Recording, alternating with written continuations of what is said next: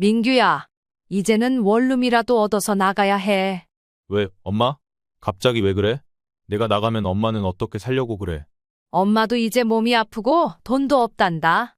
엄마가 너를 먹여 살릴 힘이 이제 더는 없어. 너도 이 상황에서 엄마를 먹여 살릴 자신 없잖아. 그러면 우리 지금이라도 찢어지는 게 낫다. 난 이제 한계에 왔어. 엄마, 그런 말 하지 마. 난 아직 준비가 안 됐어. 나갈 돈도 없고 원룸이라도 얻으려면 돈이 필요해. 오늘 이야기는 68세 염순이 할머니와 그 아들 42세 박민규 씨에 대한 내용입니다. 이 애틋해 보이는 모자의 사연을 소개해 드리겠습니다. 염순이 할머니는 홀로 아들 박민규를 키우며 평생을 고생했습니다. 할머니의 인생은 참 쉽지 않았더라고요. 남편은 예전에 술을 즐기다가 건강을 잃어 폐암으로 일찍 세상을 떠났고 할머니는 남편 없이 혼자 아들을 키워야 했습니다. 하지만 염순이 할머니는 꿋꿋하게 아들을 위해 헌신했습니다. 남편이 일찍 떠났지만 민규만큼은 남편처럼 살지 않게 하겠다는 마음을 굳게 먹고 아들을 양육했죠. 그 시절엔 무엇 하나 쉬운 일이 없었지만 아들에 대한 사랑과 책임감이 할머니를 버티게 해줬습니다. 민규는 어릴 때부터 말이 없고 무뚝뚝한 아이였습니다. 다른 아이들처럼 엄마에게 살갑게 대하지는 않았지만 그래도 성실한 아이였죠. 민규는 머리도 좋아 학업 성적이 항상 우수했습니다. 염순이 할머니는 그런 아들이 참 자랑스러웠습니다. 아들이 공부에 집중할 수 있도록 늘 최선을 다해 지원했고 민규는 그런 어머니의 노력에 보답하듯 중학교, 고등학교를 모범생으로 졸업했더라고요. 수많은 기대 속에 민규는 서울에 있는 4년제 대학에 입학하게 되었죠. 대학에 합격했을 때 염순이 할머니는 그동안의 고생이 모두 보상받는 듯한 기쁨을 느꼈습니다. 우리 민규, 이제 잘 될 거야. 라며 늘 자신을 다독였습니다. 대학을 졸업한 민규는 부모님의 기대에 부응하듯 곧 중소기업에 취직했습니다. 염순이 할머니는 아들이 드디어 독립할 수 있다는 생각에 마음이 놓였습니다. 그동안 혼자 살아오면서 겪었던 수많은 어려움과 외로움이 마치 모두 사라지는 것만 같았죠. 하지만 회사 생활은 생각만큼 순탄치 않았습니다. 처음에는 민규도 열심히 일했지만 시간이 지나면서 이상하게 아들의 얼굴에 점점 어두운 그림자가 드리워졌습니다. 염순이 할머니는 처음에 그저 일에 적응하는 데 시간이 걸리는 것뿐이라고 생각했더라고요. 그러나 어느 날 민규가 술에 취해 집으로 돌아왔을 때 그제야 할머니는 뭔가 이상하다는 걸 알아차렸습니다. 민규는 거의 술에 절은 채로 집에 돌아왔고 그날 밤 민규는 어머니 앞에서 울었습니다. 엄마, 나 도저히 못 버티겠어. 할머니는 깜짝 놀랐습니다. 민규가 울다니 그건 평생 처음 있는 일이었죠. 왜 그러니, 민규야? 회사에서 무슨 일이 있니? 민규는 무겁게 고개를 떨구며 말했습니다. 상사가 너무 심하게 대해. 나만 괴롭히고 내가 무슨 잘못을 해도 다 나만 탓해. 할머니는 가슴이 찢어지는 것 같았습니다. 그 상사가 그렇게 악랄하니? 말해봐라. 내가 어떻게든 도와줄게. 민규는 말을 더듬으며 대답했습니다. 악명 높은 상사야. 회사에서도 소문이 자자해. 매일같이 소리 지르고 무시하고 내가 한 일에 항상 트집을 잡아. 도저히 못 견디겠어, 엄마. 할머니는 너무 화가 났습니다. 그런 상사가 어딨니? 그렇게 하면 안 되는 거잖아. 너 혼자 그 고생을 하고 있었니? 민규는 한숨을 내쉬며 말했습니다. 나만 그런 것도 아니야. 회사에선 그 사람한테 찍히면 다들 고생해. 그래서 아무도 말 못해. 민규의 이야기를 들은 할머니는 분노했습니다. 평생을 열심히 살아온 아들이 그런 대접을 받고 있다는 사실에 할머니의 마음은 찢어질 것 같았습니다. 민규가 회사에서 겪고 있는 스트레스는 상상을 초월하는 것이었고 그 상사의 행동은 민규에게만 국한된 것이 아니었더라고요. 회사 전체에서 악명 높은 인물이었다고 합니다. 민규는 매일 상사의 폭언과 부당한 대우를 참아내며 일해야 했고 그 결과 점점 우울증에 시달리게 되었습니다.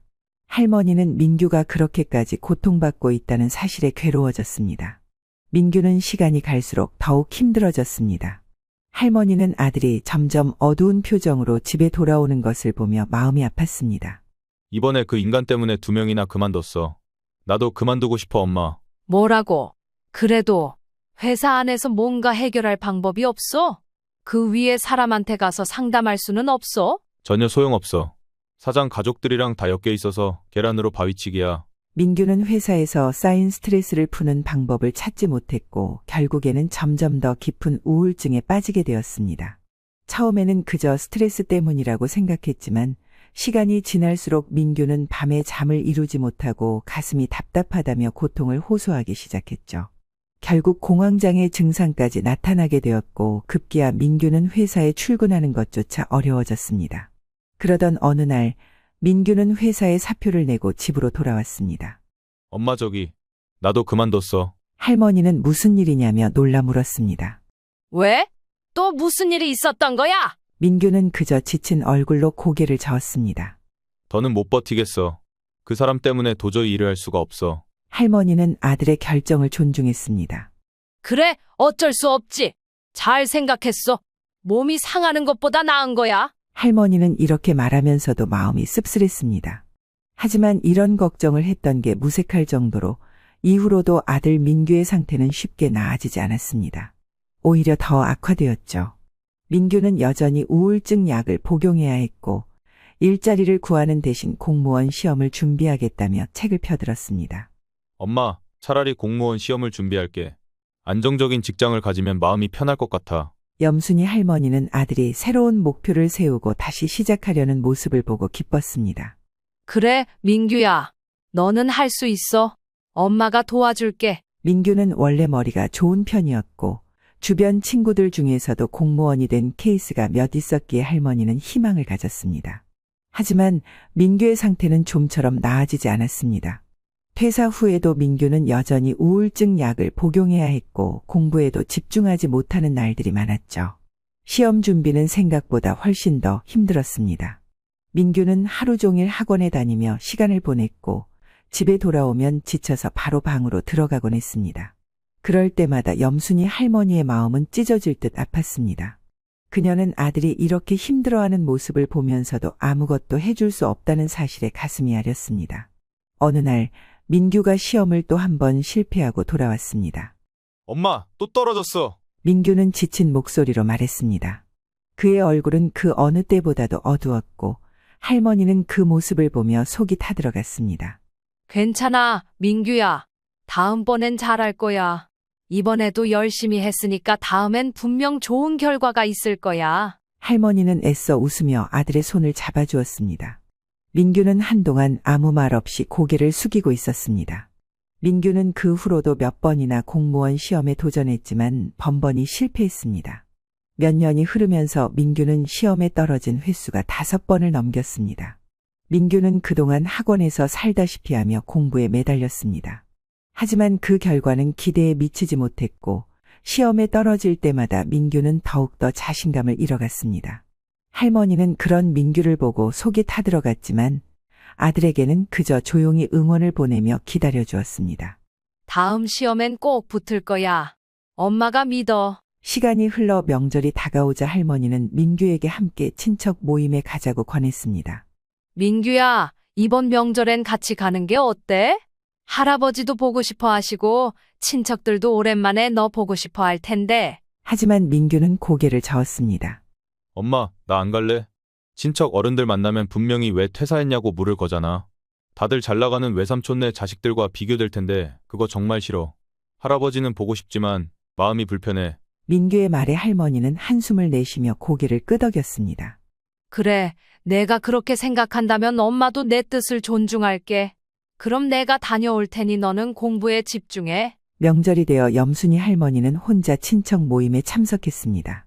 친척들이 모여 명절 음식을 나누고 있을 때 어김없이 민규에 대한 이야기가 나왔습니다. 순이야, 민규는 아직도 공무원 준비 중이냐? 큰오빠가 물었습니다. 할머니는 애써 미소를 지으며 대답했습니다. 네, 민규가 이번에 성적이 더 좋아졌다고 하더라고요. 곧 좋은 소식이 있을 거예요. 하지만 친척들은 그 말을 믿지 않는 눈치였습니다. 올케 언니가 한숨을 내쉬며 말했습니다. 민규가 참 똑똑한 아이였는데 퇴사만 안 했으면 지금쯤 잘 나갔을 텐데. 그렇게 좋은 직장을 왜 그만둔 거야? 지금 와서 공부한다고 해서 될 일이니? 옆에 있던 작은 오빠도 덧붙였습니다. 우리 애들은 벌써 결혼도 하고 안정적으로 자리 잡았는데 민규는 아직 준비만 하고 있다니. 공무원이 되는 것도 중요하지만 너무 늦어지는 거 아니냐? 식구들은 민규의 퇴사와 현재 상황을 비난하며 연이어 말을 던졌습니다. 요즘은 다들 퇴직 후 재취업하고 자기 개발하는데 민규는 왜 그렇게 오래 걸리냐? 공무원 준비도 한두 번이지 너무 길어진 거 아니야? 아무리 해도 안 되는 거면 포기하는 것도 생각해야지. 순간 염순이 할머니는 참을 수 없는 분노가 치밀어 올랐습니다. 그동안 아들이 얼마나 힘들어하고 있는지 그가 받은 고통을 아무도 모른 채 이렇게 쉽게 말하는 게 너무 억울하고 화가 났습니다. 그만 좀 하세요. 할머니가 갑자기 소리치자 모두가 놀라서 말을 멈췄습니다. 할머니는 눈물이 맺힌 채로 식구들을 바라보며 외쳤습니다. 우리 민규가 얼마나 힘든 줄 알아요? 그냥 퇴사한 게 아니에요. 회사에서 매일같이 스트레스를 받으면서 상사의 폭언과 갑질을 참아가며 견디던 애였어요. 그 고통을 어떻게 알겠어요? 누구도 그걸 이해하지 못하면서 이렇게 쉽게 말하지 말아요. 할머니의 목소리는 떨렸습니다. 민규가 공무원 준비를 시작한 것도 다 이유가 있는 거예요. 힘들어도 다시 일어설 수 있도록 준비하고 있는 거고요. 우리 아들 잘 될 겁니다. 어른들이 돼서 응원은 못 해줄 망정 왜 애를 기죽여요? 도대체 왜 민규를 이렇게 몰아세우는 거예요? 순간 모두가 침묵했습니다. 염순이 할머니의 눈에는 눈물이 고였고 그 분위기는 매우 어색해졌습니다. 식구들은 할머니의 분노를 예상하지 못했는지 당황한 듯했습니다. 그래, 민규도 참 힘들었겠네. 그리고 네가 가장 힘들겠지. 미안하다. 큰오빠가 조심스럽게 말을 꺼냈지만 이미 분위기는 한껏 싸늘해져 있었습니다. 아무도 더 이상 민규에 대해 얘기하지 않았지만 할머니는 마음이 무거웠습니다. 모임이 끝난 뒤 할머니는 집으로 돌아오는 길에 혼자 한숨을 내쉬었습니다. 내가 너무 흥분했나. 하지만 그동안 쌓였던 감정이 폭발한 것이었기에 후회는 없었습니다. 민규가 얼마나 힘들어하고 있는지 아무도 몰랐기에 할머니는 그저 아들을 보호하고 싶었던 것이었죠. 하지만 그 사건 이후 할머니는 친정 식구들과 어색해졌습니다. 예전에는 가족 모임에 가면 서로 안부를 묻고 도와주려 했던 사람들이 이제는 서로 거리를 두는 듯한 느낌을 받았습니다. 그날 이후로 할머니는 명절 모임에 가는 것도 마음이 불편해졌습니다. 그러다 보니 어느새 5년, 10년이 흘러버렸습니다. 염순이 할머니는 나이도 많아지고 무릎까지 아파 요양보호사 일을 하는 것도 점점 힘겨워졌습니다. 그동안 민규는 여전히 공무원 시험에 매달려 있었고 할머니는 아들이 다시 일어서길 바라며 끊임없이 지원해 주었습니다. 하지만 시간이 흐를수록 민규의 시험은 계속 실패했고 할머니는 아들을 지원하기 위해 점점 자신의 재산을 써야만 했습니다. 민규는 책값을 핑계로 한 달에 30만 원씩 받아갔습니다. 처음엔 당연히 공부를 위해 쓰는 돈이라 생각해 별말을 하지 않았습니다. 엄마, 이번에 필요한 책이 좀 있어서 돈 좀 줄 수 있어? 할머니는 민규가 공부하는 모습을 보며 그가 언젠가는 성공할 것이라는 희망을 놓지 않았습니다. 그래, 민규야. 책 사는 건 중요하지. 필요한 책 있으면 말해. 엄마가 도와줄게. 그렇게 계속해서 민규의 공부를 위해 지원해 주었지만 결과는 나아지지 않았습니다. 매번 시험을 볼 때마다 민규는 실패했고 그런 아들을 보는 할머니의 마음은 점점 무거워졌습니다. 시간이 지남에 따라 할머니의 생활은 점점 더 어려워졌습니다. 작은 빌라에서 전세로 살고 있는 할머니는 집주인이 집값을 올려달라고 요구하는 상황에 처했습니다. 아줌마, 이제 전세 만기가 다 되어 가잖아요. 요즘 집값도 많이 올랐으니 전세금을 조금 올려야겠어요. 집주인의 말에 할머니는 대답을 할 수 없었습니다. 그동안 모은 돈은 거의 아들의 공무원 준비를 위해 사용했기 때문입니다. 당장 집주인의 요구에 응할 돈이 없었습니다. 이제 어떻게 해야 하나? 할머니는 속으로 한숨을 내쉬었습니다. 아들이 아직 자리 잡지 못한 상황에서 자신의 생활마저 불안정해지니 갈수록 마음이 무거워졌습니다. 그러던 어느 날 민규가 또다시 책값을 달라고 했습니다. 엄마, 이번에 필요한 책이 몇 권 있는데 돈 좀 줄 수 있어? 하지만 이번엔 더 이상 참을 수 없다는 듯 할머니가 말했습니다. 민규야, 이제 책값은 내가 내야 해. 엄마도 더 이상은 힘들어. 나도 돈이 없단다. 할머니의 목소리엔 그동안의 피로와 무거운 짐이 담겨 있었습니다. 민규는 잠시 멈칫하더니 그 후로 할머니와의 대화를 피하기 시작했습니다. 그날 이후로 두 사람의 관계는 서서히 멀어지기 시작했죠. 박민규는 아예 방에서 나오지 않았습니다. 그의 방문은 늘 닫혀 있었고 할머니는 그런 아들을 바라보며 속으로 눈물을 삼킬 뿐이었습니다. 민규야, 밥 먹자. 할머니가 조용히 부르면 민규는 짧게 대답할 뿐이었습니다. 나중에 먹을게요. 민규는 밥을 자꾸 미루기 시작했고 방에서 나오지 않는 시간이 늘어났습니다. 어머니와의 대화는 점점 더 줄어들었고 아들은 방 안에 틀어박혀 있었습니다. 할머니는 그런 아들의 모습을 보며 마음이 불편해졌습니다. 대화를 시도하려 해도 민규는 계속해서 벽을 쌓았습니다. 민규야, 너 이렇게 지내면 안 돼. 엄마랑 좀 얘기하자. 하지만 민규는 방 안에서 말없이 침묵으로 일관했습니다. 그 침묵이 할머니의 마음을 더 아프게 만들었습니다. 어쩌다 방에서 나오는 민규를 보며 할머니는 아들과 대화를 시도했지만 돌아오는 대답은 짧고 차가웠습니다. 엄마, 그냥 혼자 있을게요. 할머니는 더 이상 할 말이 없었습니다. 아들의 차가운 태도에 할머니는 가슴이 답답해졌고 혼자 남은 집안에서의 시간이 더 외로워졌습니다. 한 번은 할머니가 다시 민규에게 다가가 말을 걸어보려 했습니다. 민규야, 엄마가 이렇게 사는 게 맞니? 우리 좀 얘기하자. 앞으로 어떻게 할지 말이야. 하지만 민규는 여전히 방 안에서 나올 생각이 없었습니다. 엄마, 나중에 얘기해요. 지금은 생각 좀 할게. 할머니는 더 이상 다가갈 수 없었습니다. 민규가 스스로 나서서 대화를 할 때까지 기다릴 수밖에 없었습니다. 요즘 할머니와 민규는 대화가 거의 끊긴 상태였습니다. 민규가 방에서 나오지 않으니 집안에선 침묵이 이어졌고 할머니는 혼자 밥을 먹으며 아들이 다시 나아지길 바라며 눈물만 흘렸습니다. 이렇게 사는 게 맞나? 할머니는 스스로에게 묻곤 했습니다. 아들은 공부에 집중하지 못하고 방 안에만 갇혀 있었고 할머니는 그런 아들을 바라보며 속이 타들어갔습니다. 매일같이 밥을 차려두지만 민규는 밥을 먹지 않았고 방 안에서 혼자 시간을 보냈습니다. 시간이 지나 염순이 할머니도 결국 건강이 악화되어 요양보호사 일을 쉬게 되었습니다. 무릎 통증이 점점 심해졌고 집안일조차 제대로 하기 어려워졌죠. 할머니는 더 이상 일을 나갈 수 없게 되었고 하루 종일 집에서 쉬게 되었습니다. 그렇게 집에서 쉬면서 자연스럽게 민규와 마주치는 일이 많아졌습니다. 민규는 여전히 방에서 나오지 않았습니다. 방에 틀어박혀 지내면서 할머니와의 대화는 거의 끊어졌습니다. 민규가 방에서 나오는 유일한 순간은 화장실에 가기 위해서였습니다. 그때도 민규는 잠깐 얼굴을 내밀고 다시 방으로 들어갔습니다. 할머니는 민규가 나올 때마다 말을 걸어보려고 했지만 아들은 대답을 피했습니다. 민규야, 밥은 먹었니? 민규는 짧게 대답했습니다.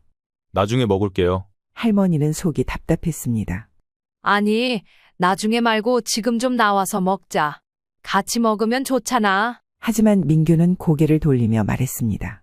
엄마, 나중에 먹는다고 했잖아요. 그렇게 대화는 또다시 끊겼습니다. 시간이 흐를수록 할머니의 스트레스는 쌓여갔습니다. 민규와의 대화는 점점 줄어들었고 그는 방에서 나오지 않는 시간이 더 길어졌습니다. 방 안에만 갇혀있는 아들을 보며 할머니의 마음은 무거워졌습니다. 이대로는 안 될 텐데 할머니는 혼잣말을 중얼거리며 깊은 한숨을 내쉬었습니다. 그러던 어느 날 할머니는 우연히 민규를 제대로 마주하게 되었습니다. 민규가 화장실에서 나오던 중이었는데 그날따라 우연히 민규와 마주치게 된 겁니다. 할머니는 그때 아들의 모습을 보고 깜짝 놀랐습니다. 민규는 이미 100kg이 넘는 거구가 되어 있었습니다. 얼굴은 부어있고 몸은 퉁퉁하게 불어 있었습니다. 할머니는 당황한 채로 물었습니다. 민규야, 너 몸이 왜 이렇게 된 거야? 어떻게 이리 살이 쪘니? 민규는 고개를 숙이며 대답했습니다. 몰라, 그냥 스트레스 때문이겠지. 할머니는 속이 타들어가는 기분이었습니다. 아들의 변해버린 모습을 보고도 어찌할 수 없는 현실이 더 답답했습니다. 민규야, 이렇게 있으면 안 돼. 내가 이렇게 방에만 있으면 몸이 더 안 좋아질 거야. 밖에 나가서 운동이라도 좀 해야 하지 않겠니? 민규는 어깨를 으쓱하며 대답했습니다. 엄마, 나 지금 그런 거 할 기운도 없어. 할머니는 더 이상 무슨 말을 해야 할지 몰랐습니다. 아들의 몸과 마음이 모두 무너져가는 것을 보면서도 그저 바라볼 수밖에 없는 자신의 처지가 더 비참하게 느껴졌습니다. 할머니는 다시 한번 간절한 마음으로 말을 꺼냈습니다. 민규야, 엄마가 말하잖니. 이렇게 있으면 내 건강이 더 나빠질 거야. 그러다 정말 큰일이라도 나면 어떻게 하려고 그래? 민규는 짜증이 섞인 목소리로 대답했습니다. 엄마, 그만해. 내가 알아서 할 테니까 신경 쓰지 마. 그 말에 할머니는 더 이상 말을 잇지 못했습니다. 대화를 이어가고 싶었지만 민규의 태도는 점점 더 차가워졌습니다. 시간이 지나 염순이 할머니는 점점 더 몸이 아프기 시작했습니다. 무릎 통증은 물론이고 몸 전체가 심하게 피곤하고 통증이 느껴져 병원에 가야 할 정도로 악화되었죠. 민규야, 나 몸이 많이 안 좋다. 병원에 가야 할 것 같은데. 할머니는 방에 있는 아들에게 힘겹게 말했습니다. 하지만 민규는 문을 열고 나오지 않았습니다. 간신히 문을 열고 나온 아들은 할머니를 쳐다보지도 않고 말했습니다. 그래, 엄마. 구급차 부를게. 민규는 할머니를 병원에 데려가려고 하지 않고 구급차를 불러주는 것에 그쳤습니다. 병원에 도착한 할머니는 여러 가지 검사를 받았습니다. 며칠 후 결과를 듣게 되었을 때 췌장에 큰 문제가 있다는 진단을 받았습니다. 췌장에 이상이 생겼다는 사실을 들은 순간 할머니는 큰 충격을 받았습니다. 몸 상태가 심상치 않다는 것은 알았지만 이렇게 심각할 줄은 몰랐습니다. 병원에서 돌아온 후 할머니는 이 사실을 아들에게 전했습니다. 민규야, 나 췌장에 큰 문제가 있대. 치료를 받아야 한대. 민규는 잠시 놀란 듯 했지만 그리 심각하게 받아들이지 않는 듯 보였습니다. 엄마, 좀 쉬면 나아질 거야. 잘 쉬어야겠네. 민규는 그렇게 말했지만 할머니는 그 말에서 아무런 위로도 느끼지 못했습니다. 할머니는 속으로 걱정이 가득했습니다. 내가 이렇게 아프면 앞으로 먹고 사는 건 어떻게 해야 하지? 심란한 마음으로 며칠을 보내던 중 친정언니에게 이 사실을 전하게 되었습니다. 언니는 할머니의 이야기를 듣고 불같이 화를 냈습니다. 뭐라고? 민규가 그 정도로 힘든 상황에서도 널 돌보지 않고 있어? 그럼 너는 도대체 어떻게 살고 있니? 당장 민규를 내보내. 언니는 목소리를 높였습니다. 몸도 힘들고 아프면서 민규까지 내치면 나 혼자서 어떻게 버텨? 그 아이가 없으면 난 너무 외로워. 그러니까 그렇게 말하지 마. 하지만 언니는 단호하게 대답했습니다. 이거 사. 너 내 말 안 들으면 나중에 후회하게 될 거야. 사지 멀쩡한 녀석이 10년째 엄마한테 돈을 타먹고 살이 뒤룩뒤룩 쪄서는 엄마가 아프든 말든 신경도 안 쓰는 놈이 무슨 아들이야. 민규를 당장 내쫓아. 너도 지금이라도 늦지 않았어. 더 이상 이렇게 살면 안 돼. 할머니는 언니의 말을 듣고 나서도 그저 마음이 복잡했습니다. 민규를 내보낸다는 생각 자체가 너무나도 두려웠습니다. 내가 이렇게 힘든데 민규까지 내보내면 정말 어떻게 버티지? 할머니는 혼란스러웠습니다. 하지만 언니의 말은 할머니의 마음속에 깊은 상처처럼 남았습니다. 정말로 민규를 내보내는 게 맞는 걸까? 혹시 언니 말이 맞는 걸까? 할머니는 내심 흔들리고 있었습니다. 3일 후 저녁, 할머니는 큰 결심을 하게 되는 사건을 겪습니다. 바로 그날 할머니는 신용카드 고지서를 확인하고 큰 충격을 받았습니다. 고지서에는 무려 800만 원이 찍혀 있었던 겁니다. 할머니는 깜짝 놀라 아들에게 따졌습니다. 민규야, 이게 뭐야? 800만 원이 넘게 결제된 것 같은데 이 돈이 다 뭐냐? 그러자 민규는 오히려 화를 내며 대답했습니다. 스트레스 받아서 그랬다니까? 그냥 게임 아이템 좀 샀어. 다 갚을 거니까 걱정하지 마. 할머니는 그 말을 듣고 믿을 수 없었습니다. 민규가 그동안 10년 가까이 용돈을 받아가며 생활했는데 이 돈을 갚을 가능성이 없다는 사실을 할머니는 잘 알고 있었습니다. 그제야 할머니는 민규가 공무원 시험 준비를 핑계로 그동안 신용카드를 남용하고 있었다는 사실을 깨달았습니다. 민규가 책값을 사겠다고 할 때마다 맡겨줬던 신용카드를 민규가 제멋대로 사용해왔던 것이었습니다. 할머니는 더 둘러보니 민규가 이번 결제만으로 큰 돈을 쓴 것이 아니라는 사실을 알게 되었습니다. 배달 음식부터 시작해서 자잘한 지출들이 쌓였고 연체금까지 합쳐져서 최고 경고 고지서가 날아온 것이었습니다. 할머니는 그제야 왜 자신이 몰랐는지 이해하게 되었습니다. 민규는 중간에 카드를 새로 갱신할 때 관련된 연락을 전부 자신 앞으로 가게 했던 겁니다. 그래서 할머니는 그동안 매달 30만 원 정도만 나가는 줄로만 알고 있었지만 실제로는 그 돈을 다른 곳에 쓰고 있었던 겁니다. 더 충격적인 사실은 민규가 할머니 몰래 카드 대출까지 받아놓았다는 것이었습니다. 할머니는 그동안 아무것도 모르고 지켜보고 있었던 겁니다. 그 순간 할머니는 도저히 믿기지 않았습니다. 민규가 어떻게 이렇게까지 무너져 버렸는지, 그리고 자신은 왜 이토록 무기력하게 그를 방치했는지 모든 것이 허무하게 느껴졌습니다. 도대체 언제부터 이렇게 된 거니? 민규야. 할머니는 혼자 중얼거리며 방 안으로 걸어갔습니다. 아들이 자신을 이렇게까지 속였다는 사실이 믿기지 않았고 그간 쌓여왔던 피로와 좌절감이 한꺼번에 밀려왔습니다. 염순이 할머니는 요즘 들어 더 앞날이 막막하게 느껴졌습니다.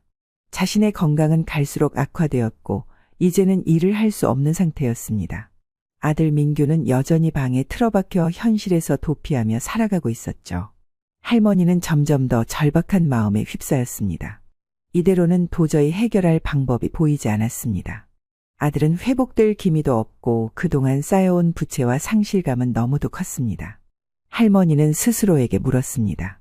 우리 모자에게는 과연 어떤 미래가 남아있을까? 하지만 이 상황을 해결할 뾰족한 대책은 떠오르지 않았습니다.